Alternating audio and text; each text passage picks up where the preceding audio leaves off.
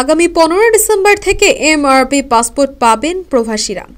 আগামী 15 ডিসেম্বর থেকে machine readable passport MRP পাবেন প্রবাসী বাংলাদেশিরা।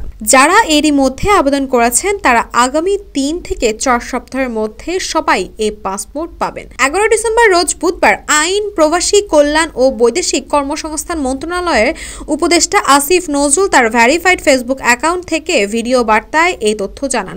উপদেষ্টা বলেন, মঙ্গলবার সংশ্লিষ্ট সবাইকে নিয়ে একটি বৈঠক হয়েছে। বৈঠকে তিনি এবং পররাষ্ট্র ও স্বরাষ্ট্র উপদেষ্টা সহ পাসপোর্ট অধিদপ্তরের কর্মকর্তা ও সংশ্লিষ্ট সবাই উপস্থিত ছিলেন।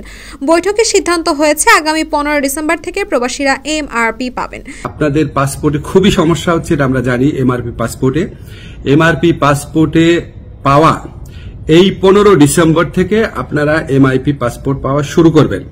তিনি বলেন, যারা আবেদন করেছেন 15 ডিসেম্বর পরবর্তী 3 থেকে 4 সপ্তাহের মধ্যে সবাই পাসপোর্ট পাবেন। প্রথমে সৌদি আরব ও মালয়েশিয়ার প্রবাসীরা পাবেন। যেসব দেশে চাহিদা বেশি সেগুলোতে অগ্রাধিকার ভিত্তিতে এমআরপি দেওয়া হবে। 3 থেকে 4 সপ্তাহের মধ্যে সব সমস্যার সমাধান হবে। প্রচুর পাসপোর্ট ছাপানো হয়েছে। সরকার যে ব্যবস্থা নিয়েছে তাতে আগামী 2 থেকে 3 বছরের আর কোনো সমস্যা হবে না। আইন উপদেষ্টা বলেন, পাসপোর্ট জটিলতা তৈরি হয়েছে ফ্যাসিস্ট সরকার আমলে। তৎকালীন মন্ত্রী নিয়ম বহির্ভূতভাবে পাসপোর্ট ছাপানোর কাজ তার এক পরিচিত কোম্পানিকে দেওয়ার চেষ্টা করেছিলেন। এই নিয়ে দেড় বছর সময় ক্ষেপণ হয়েছে।